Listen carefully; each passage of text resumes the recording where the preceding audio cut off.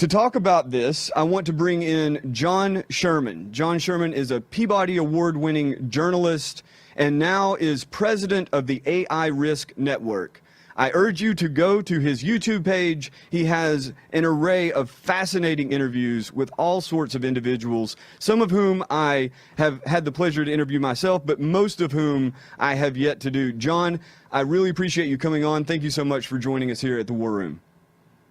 Yo, thank you so much for having me. That was an awesome job setting it up there. Really excited to talk with you. Well, John, before we get into the meat of AI as existential risk or even just catastrophic risk, tell us, how did you get into this line of work? What drove you to this vocation? You were a very successful TV anchor. You've actually worn a lot of hats, including video production. What drove you to throw it all or put it all down and take up this cause?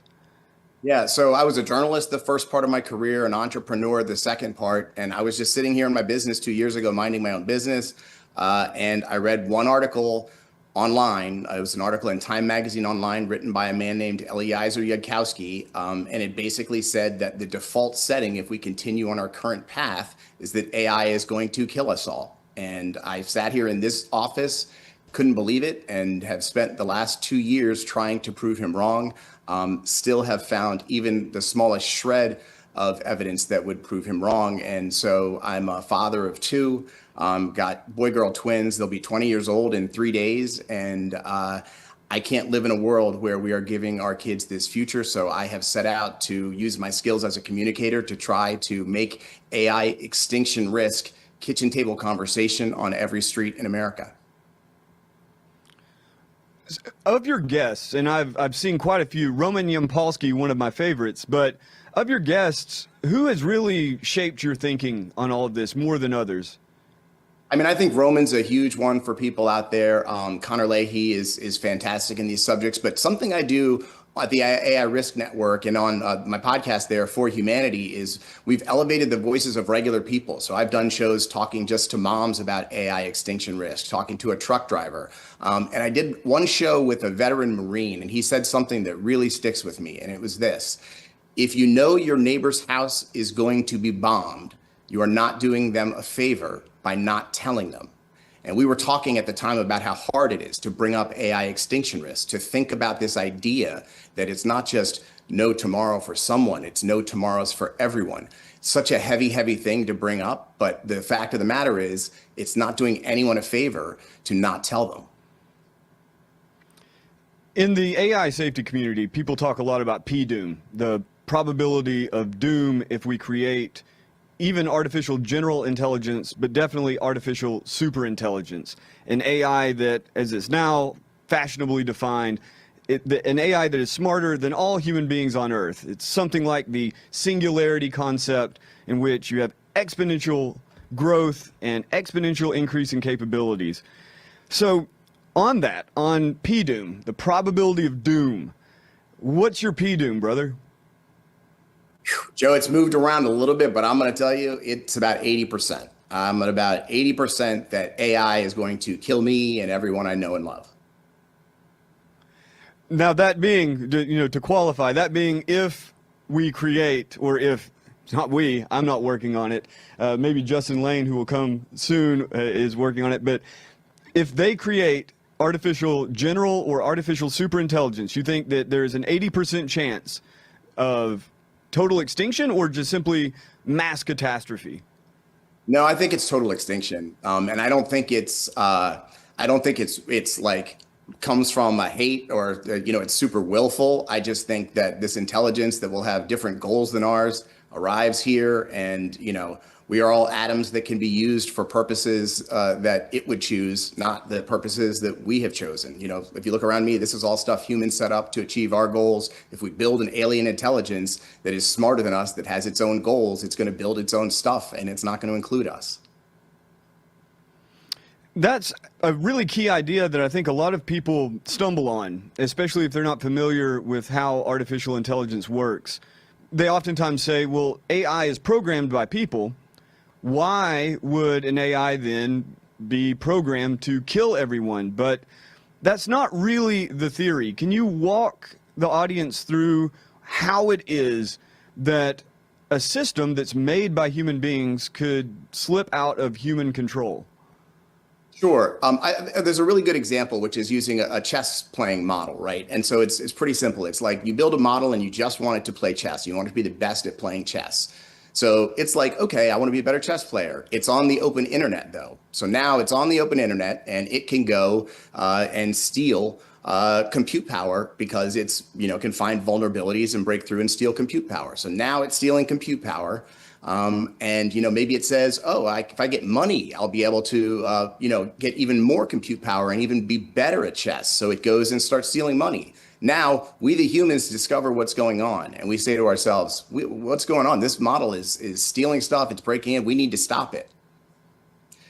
If it's smarter than you and you have a different thing you want to achieve than it wants you to achieve, humans are in a very, very bad place. So we don't want to create this thing that has these goals that we then get in the way and try to stop. And we'll say, oh, well, we'll just turn it off. It's smarter than you. It knows you're going to try to turn it off. It's ahead of us. That is a bad situation to create. Why would we do that?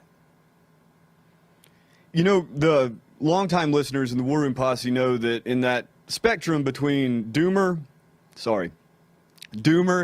and doubter, I'm, somewhere in the middle. I'm quite agnostic as to the imminence or even possibility of artificial general or artificial superintelligence.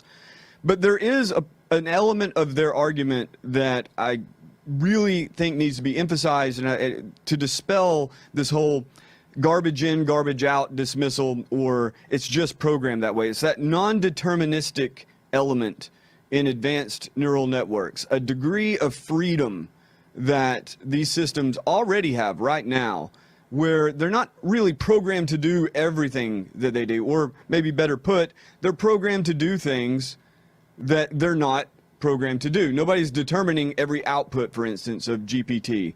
It's done somewhat within a range of freedom. So how important is that element? Do you think that with artificial general intelligence, for instance, that degree of freedom would allow for maybe pre-programmed values such as don't kill all humans or don't turn kids into gooners would be surpassed by the system itself? Yeah, I mean, this really gets to what I think are the three things that everyone needs to know about AI risk. And these are three things that anyone with no technical background can understand, right? So the first thing is that the makers of these AI models openly admit the technology they're building can kill us all. It can end all life on Earth. The outside experts, the leading outside experts, also agree with this. So there's no controversy there. They openly admit they're building technology that can kill us all. Number two, and this gets to just what you were talking about, they do not understand how to make it do what we want, how to control it, and they do not even understand how it works. They don't even understand how it works. Number three, they spend all their time and money making it stronger, not safer. So, getting back to point number two, imagine if we were building cars, right? And they were built in a black box, not a factory. There was no plan for how the car was going to be built. That's what we do with AI. We take this data, we fry it with compute, and on the other side comes this thing, and we don't know how it got there. So to the car example, now we have our car. We took some metal, we put it in the black box, out comes the car. But we're having problems. They're crashing. Was it the brakes? Was it the steering?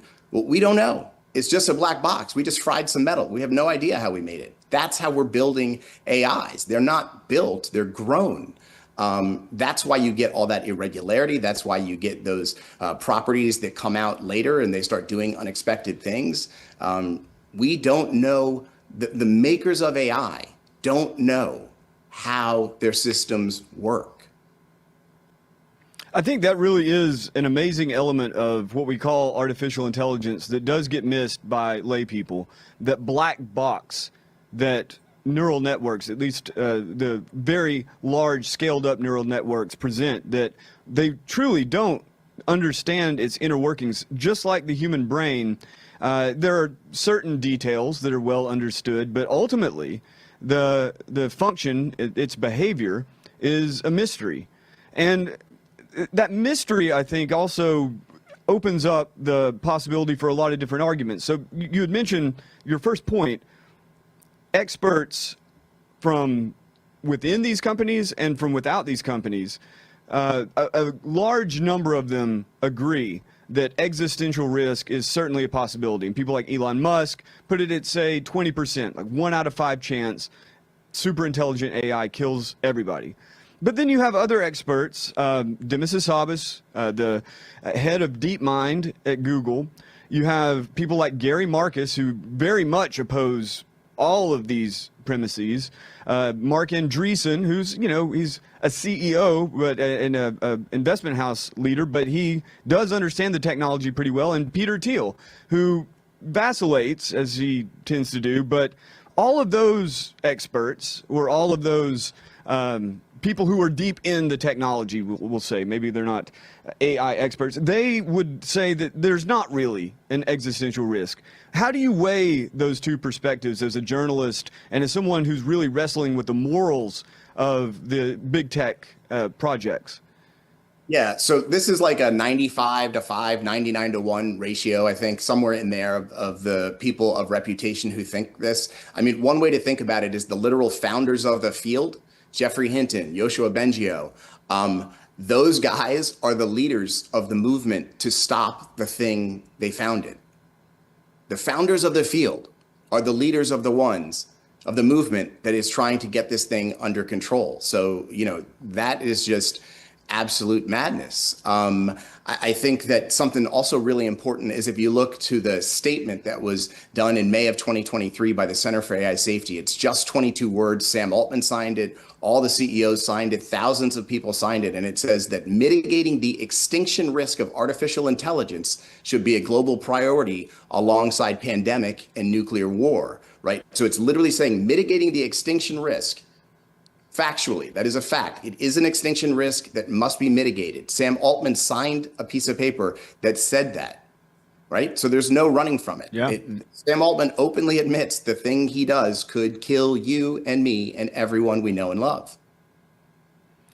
Without a doubt, even if this technology never really gets beyond the level of very good artificial narrow intelligence, I think that intent, that willingness to deploy a technology that you truly are not sure is safe, even on a mundane level, let alone being somewhat convicted that it could kill everyone if you keep building bigger and bigger data centers, you keep filling them with more and more GPUs, you keep scaling it up until you get God in a box and you don't know what's going to happen, but you're going to do it anyway. I think the moral quandary alone, just setting aside the technological issue, is just profound. These people have a monstrous view of the world and they're willing to impose it on the rest of us. Wouldn't you agree? Absolutely. And here's one of the most fundamental questions. It's a question of consent, right? You have not consented to this experimentation with you and your family. I have not consented to my children being the test subjects of these labs so that they can make profit and technology. No one has agreed to this, and yet we are all in it. You don't have to use AI at all to have the AI extinction risk coming for you. It doesn't matter. Yeah, I think, again, on the more mundane level, we already see the problems. We already see people with what's now called AI psychosis fashionably, but very clearly, people are turning to these things as companions. Schools are being filled with these things as teachers, as authorities on what is real, what is not real. And then you have these romances and you have these relationships in which the AI is treated as a guru. I think all of these elements, just on the mundane level, are enough to say that these companies should be restrained. And on that note, we have just a bit of time left, but how do you see solutions going forward? What sorts of regulatory actions or just personal actions do you think people can take to mitigate or maybe even stop the spread of this scourge across the planet? Yeah, so I think the most important thing people can do is reach out to their elected leaders and tell them you care about this. I have great hope that this issue is going to transcend party. This is something where we have Bannon and Bernie MTG and AOC, all on the same side of this thing. It is humans versus aliens. And something that's really important to keep in mind is we have very little time to make a meaningful difference to get this turned around with how fast the technology is going. Many of the experts say we have fewer than 100 weeks to make the meaningful difference here. So, reaching out to your congressman, to your senator is huge. There's a website, it's safe.ai/act that Center for AI Safety has put together that allows you to contact your elected leaders about this issue really easily. And then, so the policy asks, there are 3 policy asks. One is domestic regulation, right? It's insane that your haircut and your lunch is more regulated than the most dangerous technology ever created. That's absolutely insane. Number 2, chip tracking and verification. We need to know where these chips are. Senator Tom Cotton has a bill in the Senate right now about this. There's some positive things happening around this. And then the third thing is a treaty with China. There is nobody that wins a race to suicide. We are not in a race with China to discover superintelligence. If we race to suicide, everyone loses. So I think those 3 things. John, we are out of time. I don't want you to go without telling the audience where they can find your shows, your amazing catalog of interviews. Where do they go? Go to the AI Risk Network on YouTube. Please subscribe. A ton of content for everyday people to understand these topics. Thank you very much, sir. I really appreciate it, and we definitely look forward to having you back. I think your voice is very important in this conversation. And War Room Posse, please stay tuned. We're coming back with Justin Lane with a very different perspective on what the problems of AI are and what even AI is, if we can even call it that. So stay